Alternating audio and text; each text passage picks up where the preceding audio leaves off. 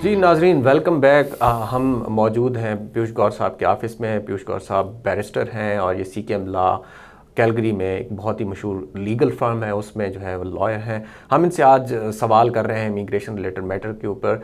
हमारे south Asia से बहुत ज़्यादा स्टूडेंट्स आते हैं जो कि कनाडा में अपनी तालीम मुकम्मल भी करते हैं और तालीम के दौरान भी वो चाहते हैं कि उनको कोई मसला मसाइल है तो वो कैसे जो है वो लीगली यहाँ पे रहना शुरू कर दें। तो पीयूष गौर साहब, अगर कोई स्टूडेंट आता है और अपनी उस टर्म स्टूडेंट की जो है वो पूरी नहीं करता, वो चाहे 2 साल है, 3 साल है, 4 साल है, तो क्या स्टूडेंट भी एलिजिबल होता है कि वो यहाँ पे लीगली अपनी रिहाइश इख्तियार कर सके? कोई तरीका है? देखिए, तरीका यही है कि अपनी स्टडी पूरी करें और जो नॉमिनेशन प्रोग्राम्स हैं जिस हिसाब से उसमें वो PR ले। बिकॉज़ टेक्निकली आपका जो वीज़ा, आप स्टडी वीज़ा पे आए हैं, तो कनाडा गवर्नमेंट यही चाहेगा कि अपनी स्टडी पूरी करें।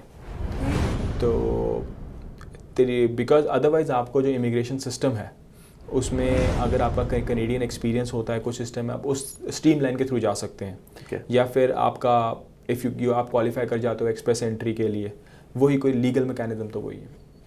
इसके अलावा स्टूडेंट के लिए कोई स्ट्रीम नहीं है कि अगर वो स्टूडेंट कोई रेफ्यूजी क्लेम करना चाहता है, असाइलम क्लेम करना चाहता है, अगर वो समझता है कि उसको उसके बैक होम कंट्री में कोई प्रॉब्लम हो रहा है, तो वो भी क्या असाइलम क्लेम कर सकता है? देखिए, वो केस टू केस डिटरमाइन करेगा, वो एज ए जनरलाइज नहीं हो सकता।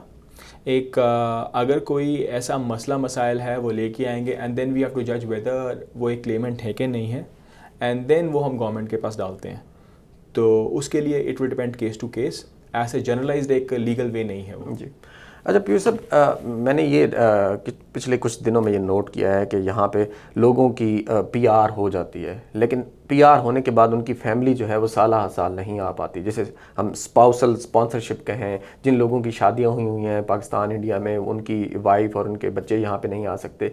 और कनेडियन सिस्टम को मैंने रिसर्च किया तो पता चला कि 2.4 मिलियन का बैकलॉग्स हैं। ये सिस्टम किस तरफ जा रहा है? क्यों वो लोग इतना वेट कर रहे हैं कि उनकी फैमिली नहीं आ पाती?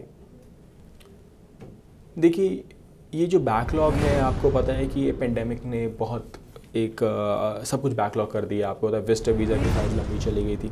सेम स्पाउसल स्पॉन्सरशिप है। दो जो कनेडियन गवर्नमेंट है, इन्होंने बोला है फैमिली यूनिफिकेशन। फैमिली यूनिफिकेशन के अंदर वो चाह रहे हैं कि जो उनकी फैमिलीज़ हैं वो टाइम पे आ जाएं एंड थोड़ा सा फास्ट ट्रैक कर रहे हैं, बट अब इतना बैकलॉग हो चुका है जिसकी वजह से ये डिलेज़ हो रहे हैं। एंड आपकी तरह हम भी ट्यून्ड रहते हैं। कोई कनेडियन मिनिस्टर ऑफ इमिग्रेशन जब कोई कहते हैं कि that we are working on it, and हम होप कर रहे हैं कि ये जो प्रोसेसिंग टाइम्स का डिले है थोड़ा कम हो जाएगा। बट जो अभी रिसेंटली वो 12 मंथ्स था प्रोसेसिंग टाइम्स, बट इसके लिए भी प्रोसेसिंग टाइम्स आपको प्लीज़ कनेडियन गवर्नमेंट की वेबसाइट देखें, वो आपको एक एग्जैक्टली फिगर मिलेगा। जो कनेडियन गवर्नमेंट है वो एक इमिग्रेशन मिनिस्टर ने बोला that they are working on family reunification and hopefully in the coming future हम ज़रूर देखेंगे कि फैमिलीज जल्दी रियूनाइट हों अपने स्पाउसेस के साथ। एक और इम्पॉर्टेंट क्वेश्चन ये है कि एक बंदा मुझसे सवाल कर रहा था कि मैंने कुछ दिन पहले देखा कि जी मेरी जो है वो शादी होने वाली है और मैं शादी जो है क्या इंटरनेट के थ्रू कर सकता हूँ, क्या वर्चुअली शादी कर सकता हूँ? क्या कैनेडियन गवर्नमेंट इस चीज़ को एक्सेप्ट करती है? देखिए, जो वर्चुअल शादी है ना, वो कनेडियन गवर्नमेंट एक्सेप्ट नहीं करती है। आप उसके लिए भी आप उनकी वेबसाइट पे जाके, उन्होंने क्लियर वर्जन है कि वर्चुअल शादी अलाउड नहीं है। अच्छा पीयूष साहब, मुझे ये बताएं कि कुछ दोस्तों ने ये सवाल किए हैं कि वो US में रहे हैं 3 साल 5 साल और उन्होंने वहाँ पे रेफ्यूजी क्लेम किया और उसके बाद जो है वो पाकिस्तान चले गए या उनका रेफ्यूजी वहाँ पे रिजेक्ट हो गया, तो क्या कनाडा अलाउ करता है ऐसे लोगों को कि वो यहाँ पे आके दोबारा रेफ्यूजी क्लेम कर सकें? देखिए, इस केस के अंदर जो आपको रेफ्यूजी क्लेम इमिग्रेशन बोर्ड के थ्रू नहीं, बट आपको प्रा मिल जाता है केस टू केस। तो प्रा क्या होता है? प्रा is pre removal risk assessment. Basically जो आपकी प्रा हियरिंग होती है वो CBSA, Canada border service agency, conduct करती है। उसमें आपको बताते हैं कि आपको क्या रिस्क है कि पाकिस्तान जाने में या फिर कोई आपका जो मुल्क है उसको जाने के अंदर। तो बिकॉज़ आप एक इनका एग्रीमेंट है, उसे कहते हैं थर्ड कंट्री सेफ एग्रीमेंट। उसके वजह से अगर आप किसी और थर्ड कंट्री के अंदर आप क्लेम कर चुके हो तो इस कंट्री में आके आपको क्लेम आप नहीं कर सकते और आपको प्रा मिलता है। और बट स्टिल आप ये मैं आपको इसलिए बोलना चाहूँगा कि ये केस टू केस डिपेंड करेगा हर प्रोफाइल के हिसाब से, पर यूजुअली आपको प्रा मिलता है और आपकी CBSA की तरफ से हियरिंग होती है। तो कितने % चांसेस होते हैं कि प्रा की जो हियरिंग होती है CBSA और इमिग्रेशन रेफ्यूजी बोर्ड में जो होती है उसमें फ़र्क क्या होता है, कितना मुश्किल है उनको फेस करना और इनको फेस करना? देखिए ये सब आपका केस के ऊपर डिपेंड करेगा कि आपका क्या केस है और आपने कैसे प्रेजेंट किया है, और जो आप कह रहे हैं दलीलें दे रहे हैं वो कितनी सच्चाई है, आप क्या एविडेंस लगा रहे हैं। Every case depend on how well you produce. Secondly जो चाहे CBSA ऑफिसर हैं चाहे बोर्ड है जो भी है, दे आर लर्नड जजेस, तो वो आपकी फ़ाइल और आपका एविडेंस देखते हैं एंड तब वो डिसीजन लेते हैं। तो कोई ऐसा परसेंटेज नहीं होता, it depends on case to case. और अगर प्रा रिफ्यूज़ हो जाए, रिजेक्ट हो जाए, तो उस बंदे को जो है डिपोर्ट कर दिया जाता है?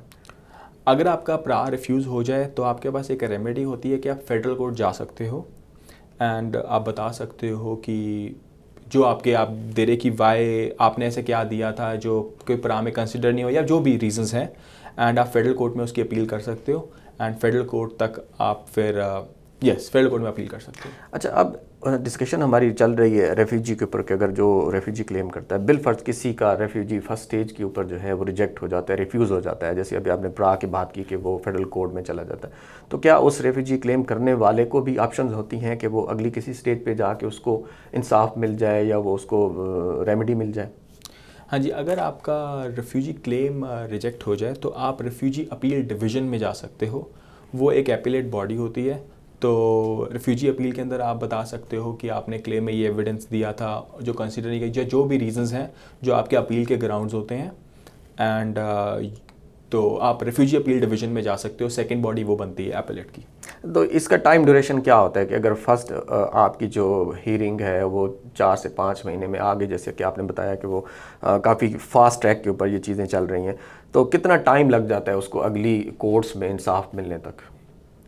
देखिए, अगर आपका कोई क्लेम रिफ्यूज़ हो जाता है तब आपको विदाउट वेस्टिंग द टाइम आप अपील डिवीज़न में डालें, एंड अपील डिवीज़न के अंदर आपकी केस जमा हो जाता है सारी चीज़ें, एंड वो फिर आजकल जो प्रोसेसिंग टाइम है is up to close to 1 year लग रहा है उसके अंदर अपील का आने के लिए।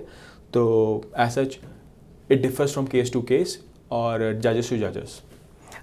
फिर सब ये बताइए कि जो यहाँ पे लोग आते हैं, जैसे कि हमने जिक्र किया कि वो बॉर्डर क्रॉस करते हैं या वो लैंड करते हैं, क्या उनको काम करने का हक होता है? यहाँ पे राइट्स होते हैं कि वो रेफ्यूजी क्लेम करके काम कर सके और अपनी रोज़गार, अपनी फैमिली को जो है वो पाल सके? जब तक जनाब आपके पास वैलिड वर्क परमिट है आप काम कर सकेंगे। आप जैसे रेफ्यूजी क्लेम करते हैं, जैसे मैंने पहले बताया, जब आपकी ब्राउन आईडी मिलती है आपको वर्क परमिट इशू होगा, आपके मेल में आएगा। आप वर्क परमिट जैसे ही आता है you can legally work and do whatever you want. So you should have a valid work permit to work in Canada. और अगर रेफ्यूजी जिसका आप बता रहे हैं कि केस उसका अगर वो कामयाब हो जाता है, तो उसके बाद क्या उसको बिज़नेस करने की इजाज़त होती है? क्या वो यहाँ पे मकान ले सकता है अपनी फैमिली के लिए, या ऐसी चीज़ें हैं यहाँ पे? हाँ जी, वो अपना जैसे कि अपना जब तक उसकी PR नहीं आती है वो अपनी चीज़ें इन्वेस्ट कर सकता है। वो डिपेंड करेगा कि आपको बैंक मॉर्गेज दे रहा नहीं, वो टेक्निकली बैंक्स के ऊपर है, ठीक है। तो वो लीगली प्रोटेक्टेड पर्सन कर सकता है, बिज़नेस भी कर सकता है। बिजनेस भी कर सकता है। नाज़रीन, आपने पीयूष गौर साहब की बहुत दिलचस्प गुफ्तगू सुनी इमिग्रेशन और रेफ्यूजी और सिटीज़नशिप के ऊपर कि आपको अगर कनाडा में किसी तरीके से इंटर हो जाते हैं, चाहे आप स्टूडेंट हैं, चाहे आप विज़िटर हैं, चाहे आप बॉर्डर क्रॉस करके किसी भी कनाडा के शहर में आ गए हैं और आपको प्रोटेक्शन की ज़रूरत है, और अगर आप कैलगरी में हैं तो आपको मैं मशवरा दूंगा कि पीयूष गौर साहब के पास आएँ। बहुत ही कॉम्पिटेंट वकील हैं और इनकी जो है इस स्पेशली जो है रेफ्यूजी क्लेमेंट केस के ऊपर बहुत ज़्यादा नज़र है, और मैं इस बात का गवाह हूँ कि दर्जनों केस जो हैं इनके कामयाब हो चुके हैं और वो लोग बड़ी कामयाब ज़िंदगी गुजार रहे हैं। तो हमारी इस इमिग्रेशन के ऊपर मैटर्स के ऊपर जो है डिस्कशन जारी रहेगी। पीयूष साहब को मैं मज़ीद ज़हमत दूंगा, अगले कुछ दिनों में नए कुछ टॉपिक्स के ऊपर बात करेंगे। आप हमारे साथ रहिए और उर्दू वर्ल्ड कनाडा को देखते रहिए।